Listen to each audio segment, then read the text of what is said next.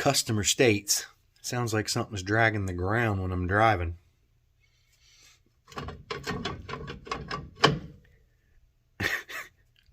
I'm the customer.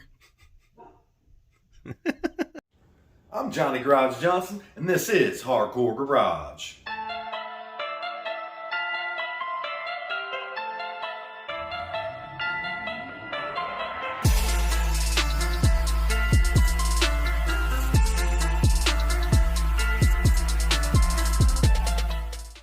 Welcome to Hardcore Garage.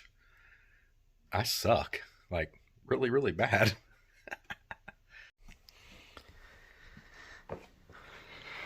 So we'll go ahead and throw some parts at her. Some much needed parts, obviously. The only thing that I couldn't get today was a passenger side, driver's side brake line. I'm going to replace everything. I done did the caliper on the passenger side rear, so that's the only thing that's not getting replaced on the rears of these. And I've never did this before, so hopefully we can learn something today and it ain't a snowball effect. So let's get this thing on some jack stands and tear into it. That's all we can really do. And maybe, probably not since I'm 52 and I haven't learned my lesson yet, but maybe this will teach me to maintenance things a little better. I swear I am a whole lot better with the nice trucks. This is a work truck, so it gets treated as such. Most people would say, well, you need to keep your work truck in a good condition so it can help to make you money, which is also true. This bad boy has not liked Ohio winters. That just kills me though. Oh man. We're all jacked up. Got the jack stands under there and we'll start tearing into this thing. How embarrassing. Remove 12 millimeter bolt from there and from there, and then just pry this guy off of here.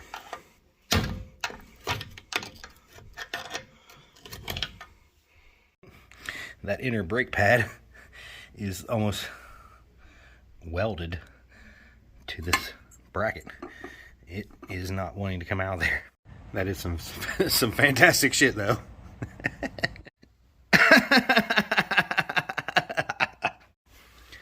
This stuff looks a little crispy too.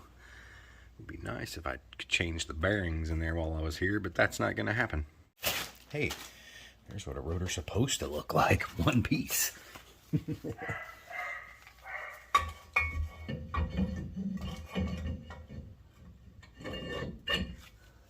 Alright, yes. New one. Brake comes with the new bracket and everything. I'm going to go ahead and take it off of this bracket. Make it a little easier for me to get on here. Hopefully.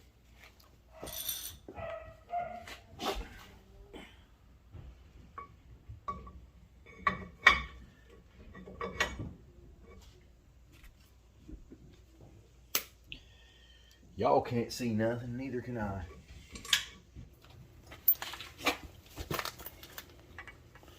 Not sure if this will enable you all to see what we're doing back in here.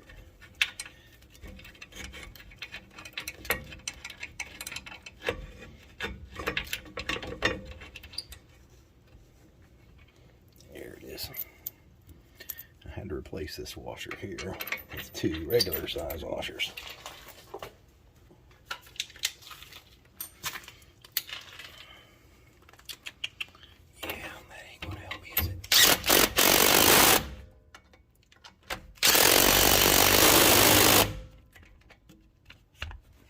You can't see what I'm doing. We got to make sure we get these slides in here.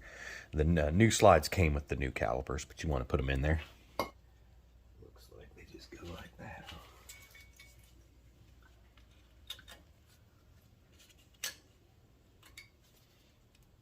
Just down in there, they just snap right in.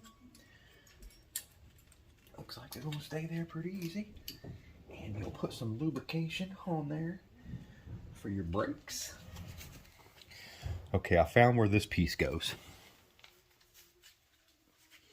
It is in, I don't know if you guys can be able to see. It's in the top of the, whatever you want to call that. Brake caliper, sorry. So That just basically goes in there like that.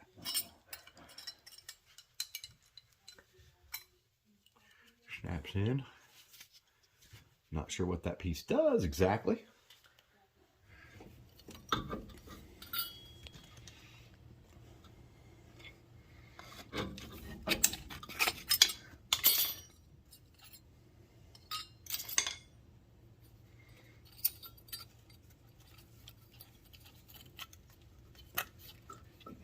The real test is, am I going to be able to get that brake line off of this thing here? That banjo bolt there. It's going to be real fun. It is probably a 10 millimeter, that's what I'm guessing. And I bet you this thing's tight. Tight. Because they usually are. Oh, is it not 10? No? Well, we'll try 7/16. Okay, so lefty loosey. I need something. I need a screwdriver or something just to get here to get some leverage somehow.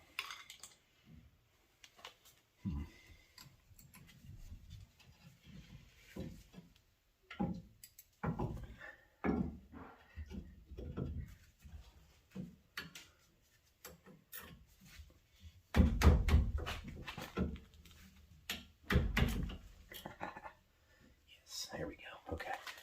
Got it broke loose. I did order new lines, but I don't think I'm going to change them because that's crusty as hell right there. So, let's go ahead and put our brakes in here. Do that lube real quick. First, just basically putting some grease on them slide spots. You don't need a crap load. Enough to doesn't squeak.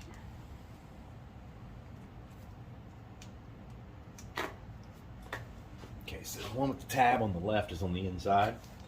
Pretty sure. I think this is right. I'm not totally sure.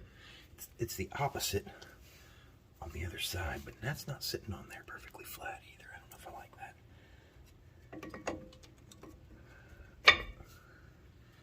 I don't know if you guys can see that. It's sticking up a little bit there.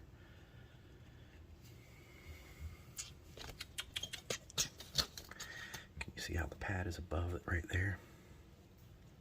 Look how easy that went in there. Don't even seem right, does it? Okay. So now my question, should I switch that line first or second? Put it on right now real quick. Is that what I should do? We're losing some oils. Yeah, let's just do it.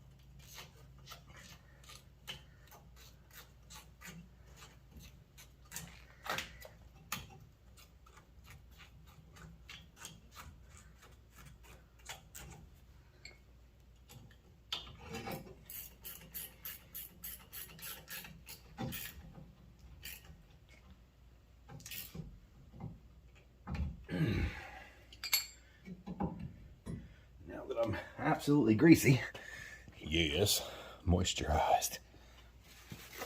You ever be working and just feel like everything is in your way?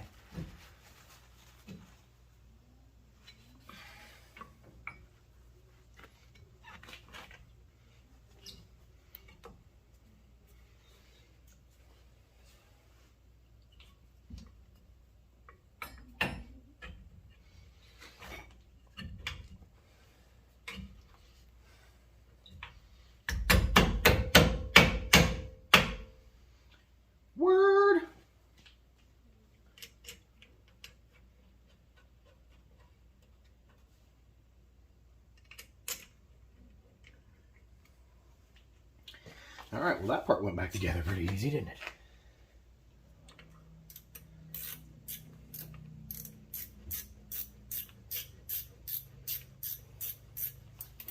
Oh, except for that motherfucker spinning again right here.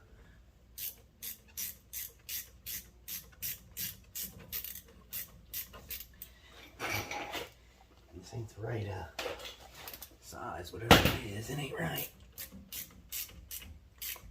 But it keeps it from moving.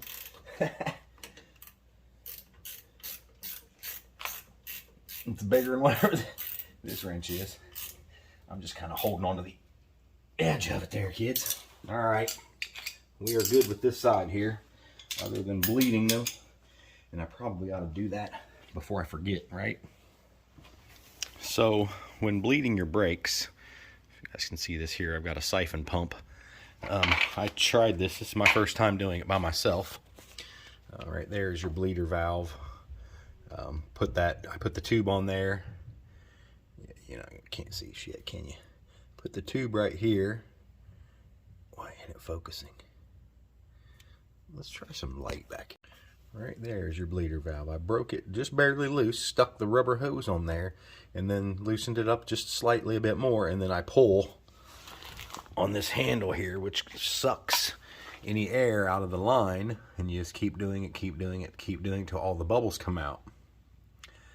That is what I did. The traditional way to bleed is to have somebody come in here, remove your cap off of your master cylinder reservoir, pump those brakes 10 times and hold it to the floor. While they're holding it, you come back here and you can use a rubber hose into a jar if you don't want to just squirt stuff all over your floor like we did. But you'll crack that loose and you'll see it kind of bubble and bubble, bubble. And what you're doing is just trying to make sure that there's no bubbles in a line, or that you get a nice solid squirt. As long as you've got plenty of extra, you can just squirt it out on the ground, I guess, if that's what you want to do.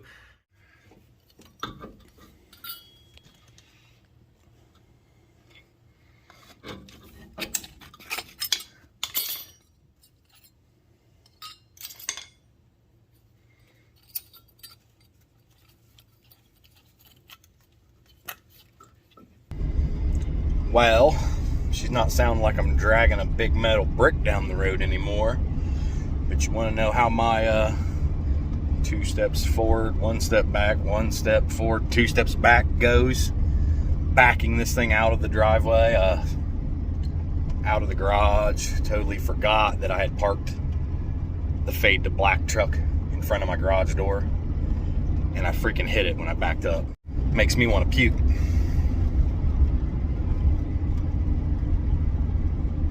Right, it was in the bed, behind the wheel, and it's dented. I done looked. Smashed the fender trim. Disgusted. Yep, I whacked it right there, man. Look at that shit. What the fuck? Dented it in.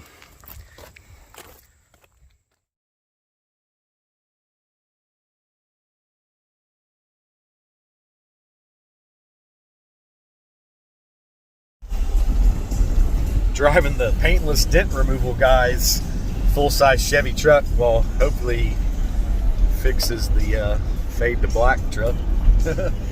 Fingers crossed. Such an idiot.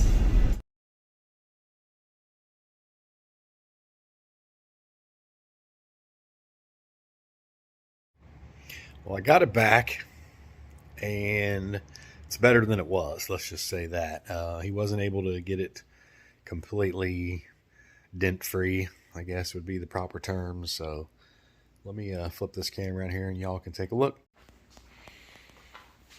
Just looking at it from the side, you ain't gonna see much. Even, I mean, I don't know, maybe I over-exaggerated it. It is there. I don't know if y'all can see, but there's a little bit of weight right there. You can see it coming into the black. And then if you look just like this, you can see like right here, it's not laying right perfectly against the fender. But it's much better than it was, and honestly, I don't know that I'm going to do anything else about it. You know, as much as I'd like to get it body worked and repainted, it will affect pretty much everything on the truck. I mean, I can't just replace that section of stripes, then it absolutely doesn't match any of the rest. And it just, to me, it'll snowball. So it's just going to stay that way. It's a story to tell now, I guess, about this guy's stupidity. Yeah, I mean, I ain't got no plans to get rid of this truck. I mean, somebody always buys stuff if they offer the right amount, but I like it, and I like driving it. I got some other stuff that I'm going to do to it. Got some parts that I'm getting for it, for it. It's an S10. You gotta love them. And really, guys, it is what it is. My own fault. I can't be mad at anyone. One thing that I will suggest, and I'm not really supposed to back into my house. That's a whole other story because of the way the AC down here is,